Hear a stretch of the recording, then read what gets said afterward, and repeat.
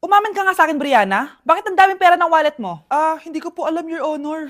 Nangupit ka sa akin, no? Your Honor, i-double check ko lang kung totoo yung sinasabi niyo. Anong Your Honor? Nanay mo ko. Nagsasabi na ito? Anay, alis lang ako. At saan ka na naman pupuntang babae ka? Sa boyfriend ko po, Your Honor. Your Honor, saka din eh. Bawal na umalis, gabi na. Gusto ko siya makita. Gusto ko makita sa mata niya na nasabihin niya sa akin, mahal niya ako. Gusto mo ito makita mo?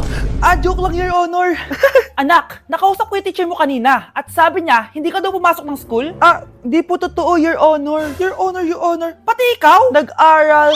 Ako kanina, baka di niya lang ako nakita kasi nasa farm ako. Ha? Anong farm pinagsasabi mo? Anak, ba't dila ka ng dila? Butiki ka ba? Nay, sorry. Uso kasi ito, Nay.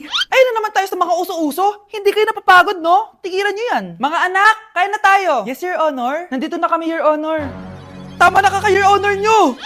Your Honor, kain na tayo. Tama na! Tumigil na kayo!